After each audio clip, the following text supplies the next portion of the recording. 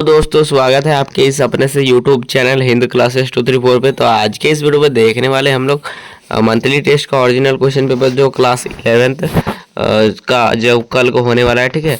जो भूगोल का अर्थात जियोग्राफी का जो होने वाला है उसका हम लोग पेपर देखने वाले हैं, ठीक है, क्लास 11th का, ठीक है। और ये जो होने वाला है बहुत ही इंपॉर्टेंट वीडियो होने वाला है, क्योंकि ये आंसर की वीडियो है, ठीक है। क्लास 9th का नहीं, सॉरी क्लास 9 नहीं, 9/12/2025 का, ठीक है। 9 तारीख 12 महीना 2025 का, ठीक है। तो देखिए इसमें जो होंगे टोटल जो है 12 प्रश्न रहेंगे, ठीक है। ये जो प्रश्न रहेंगे 6 वस्तुनिष्ठ प्रश्न रहेगा और 4 जो होगा क्या होता है लघुत्तरीय प्रश्न रहेगा, ठीक है, जो दो दो अंक का होगा, ठीक है। चलिए, और उसके बाद है होगा दीर्घोत्तरीय प्रश्न जो 3-3 अंक का होगा। प्रत्येक प्रश्न 3 अंक का होगा, ठीक है। चलिए, तो चलिए प्रश्न की ओर देखते हैं। देखिए पहला प्रश्न है, क्या बोल रहा है, निम्नलिखित यानियोत्तर में से कौन सा भारत का मानक यानियोत्तर है, ठीक है। तो भारत का मानक यानियोत्तर कौन सा है, तो क्या बोल रहा है, क्या बोल रहा है 69 डिग्री 30 डिग्री, उसके बाद 82 डिग्री, और उसके बाद 75 डिग्री पूर्व, और उसके बाद 90 डिग्री पूर्व, ठीक है। तो इसका आंसर हो जाएगा 82 डिग्री पूर्व, ठीक है। 82.5 डिग्री मतलब 82.5 है ये, 82.5 डिग्री पूर्व। चलिए अगला प्रश्न देखते हैं। दूसरा प्रश्न है, भारत की चौड़ाई पूर्व से पश्चिम में है, ठीक है। तो पूर्व से पश्चिम में कितना है भारत की चौड़ाई, तो पूर्व में पश्चिम में चौड़ाई जो है 32 पूर्व से पश्चिम तक है 2933 किलोमीटर। तो A is the correct answer, ठीक है, A is the correct answer. Next question 3 नंबर प्रश्न है, निम्न में से किस देश की भारत के साथ सबसे लंबी स्थलीय सीमा है। देखिए क्या बोल रहा है, निम्नलिखित में से किस देश की भारत के साथ सबसे लंबी स्थलीय सीमा है। ऐसा कौन सा देश है जिसका क्या है भारत के साथ जो है बहुत लंबा सीमा है, ठीक है, सबसे लंबा। तो चीन या फिर पाकिस्तान या फिर बांग्लादेश या फिर श्रीलंका, ठीक है। तो क्या आंसर हो जाएगा, थ्री का हो जाएगा ऑप्शन नंबर सी, बांग्लादेश, ठीक है। चलिए, तो इसका C is the correct answer. Next question देख लेते हैं आप लोग का। चौथा नंबर प्रश्न है, प्रायद्वीप पठार का सबसे उत्तर पश्चिम विस्तार है। तो उत्तर पश्चिम विस्तार कितना है, तो राजमहल पहाड़िया या फिर इलायची पहाड़िया या फिर अरावली पहाड़ी या फिर दक्कन पहाड़ी। तो इसका आंसर क्या हो जाएगा, फोर्थ का आंसर हो जाएगा ऑप्शन नंबर सी, अरावली पहाड़ी, ठीक है। चलिए अगला क्वेश्चन है आप लोगों का, क्या बोल रहा है, शिवालिक शिवालिक गिरिपद शिवालिक गिरिपद के समांतर फैली हुई पतली पट्टी कहलाती है। तो क्या हो जाएगा, खादर या फिर भांगर या फिर तराई या फिर भावर। तो 5 का क्या हो जाएगा, 5 का हो जाएगा ऑप्शन नंबर डी, भावर। चलिए अगला क्वेश्चन है, प्रायद्वीप पठार का सबसे ऊंची चोटी क्या है। तो प्रायद्वीप पठार का सबसे ऊंची चोटी क्या है, क्या हो रहा है, अनाई मुड़ी, उसके बाद है डोडा बेटा या फिर माउंट एवरेस्ट या फिर इनमें से कोई नहीं। तो प्रायद्वीप पठार का सबसे ऊंची चोटी क्या है, 6 का हो जाएगा ऑप्शन नंबर ए, अनाई मुड़ी। चलिए अगला आप देखेंगे सब्जेक्टिव क्वेश्चन। देखिए तो अब सब्जेक्टिव क्वेश्चन देखेंगे, तो सबसे पहले सब्जेक्टिव का क्वेश्चन देख लेंगे, उसके बाद हम लोग आंसर देखेंगे, ठीक है। देखिए पहला सब्जेक्टिव क्वेश्चन है आप लोगों का, भारत को मुख्य भौगोलिक आकृतिक खंडों में विभाजित करें। तो भारत को जो है मुख्य जो भौगोलिक आकृतिक है उसको खंडों में विभाजित करने के लिए कहा गया है, ठीक है।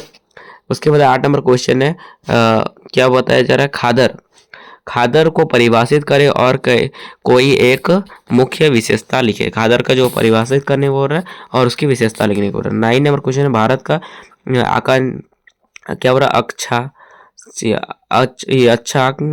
भारत का अक्षांशीय देशांतर विस्तार लिखे। तो अक्षांशीय देशांतर विस्तार कितना है ये बताने बोल रहा है। 10 नंबर क्वेश्चन है, भारत के लंबी तट रेखा के क्या लाभ है। तो इसका भी आंसर देके बताइएंगे, ठीक है। और 11 नंबर क्वेश्चन है आप लोग, भारत के उत्तर तथा पूर्वी उत्तर पूर्वी, भारत के उत्तर तथा उत्तर पूर्वी क्या हो रहा पर्वतमाला का वर्णन करें। ठीक है, और 12 नंबर क्वेश्चन है पश्चिम तटीय मैदान तथा पूर्वी तटीय मैदान में अंतर ये क्या हो रहा बताइए।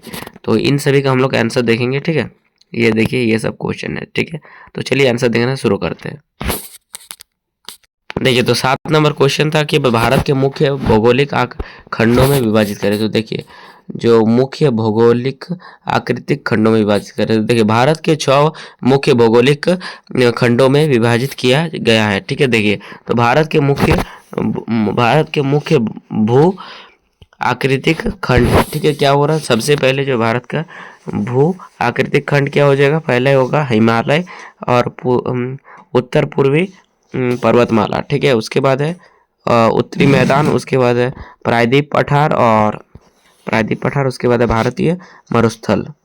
देखिए, जो एक था भारत के मुख्य भू आकृतिक खंड, तो पहला पढ़ लिए थे हम लोग हिमालय और उत्तर पूर्वी पर्वतमाला, उसके बाद है उत्तरी मैदान, उसके बाद है पर्वतीय पठार, उसके बाद भारतीय मरुस्थल, उसके बाद है तटीय मैदान और उसके बाद है द्वीप समूह। इसको एक बार स्क्रीनशॉट मार लीजिए, बहुत ही इंपॉर्टेंट है। ठीक है, इसे लिखेंगे तो एक बार इसे देख लीजिए, ये आंसर है। ठीक है, 7th का आंसर लिख दीजिएगा, 7th का आंसर। ठीक है, चलिए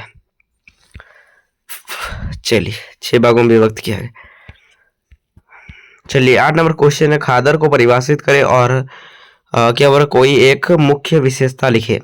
खादर क्या होता है, खादर एक जलोढ़ मिट्टी वाले क्या बोल रहा है निचले मैदान है। ठीक है, जहां हर साल बाढ़ आती है जिससे मिट्टी उपजाऊ बनी रहती है। ठीक है, ये है। तो उसके बाद है इसका उसके बाद हम लोग इसका कोई एक मुख्य विशेषता देखें। तो विशेषता क्या है, यह जो होता है मिट्टी बहुत उपजाऊ होती है और गहन कृषि के लिए आदर्श है। ठीक है, चलिए ये आंसर हो गया 8 नंबर। तो उसके बाद 9 नंबर क्वेश्चन था, भारत का क्या बोल अक्षांशीय, भारत का अक्षांशीय एवं क्या बोल देशांतरीय विस्तार लिखे। तो देखिए, भारत का मुख्य भूमि क्या बोल जो है अक्षांशीय जो विस्तार है 8 डिग्री 4 से लेकर क्या हो रहा है 37 डिग्री 6 उत्तर तक, और उसके बाद है देशांतरीय विस्तार 68 डिग्री 7 से लेकर 97 डिग्री 25 पूर्व तक। ठीक है, ये है आपका आंसर। एक बार स्क्रीनशॉट मार लीजिए, 9 का है।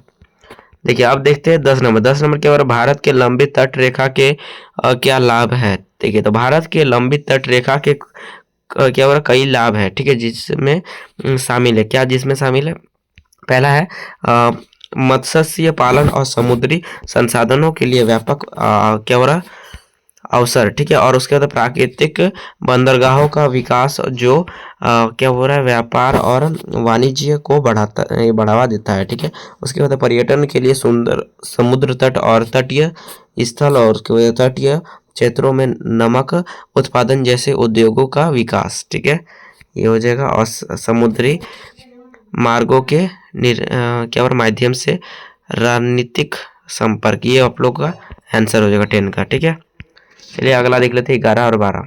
11 नंबर आंसर जो है आप इसे देख लीजिए, हम लोग दिखा देते पढ़ेंगे नहीं क्योंकि वीडियो लॉन्ग हो चुका है। ठीक है, हम लोगों को अभी बनाना है साइंस का भी बनाना है, 11th साइंस का। ठीक है, तो यहाँ से एक बार देख लीजिए। ठीक है, भारत के उत्तर तथा उत्तर पूर्वी में क्या हो रहा पर्वतमाला की वर्णन करें। देखिए, भारत के उत्तर और उत्तर पूर्वी पर्वतमाला में हिमालय और क्या हो रहा उत्तर पूर्वी उच्च भूमियाँ शामिल है। तो देखिए, हिमालय ये जो है दुनिया की सबसे ऊंची और नई पर्वत श्रृंखला है, और ये जो होता है समांतर पर्वतमाला की एक, ये पढ़ लीजिए। ठीक है, ये जो है इस पॉइंट को देख लीजिए, उसके बाद ये भी पॉइंट को देख लीजिए।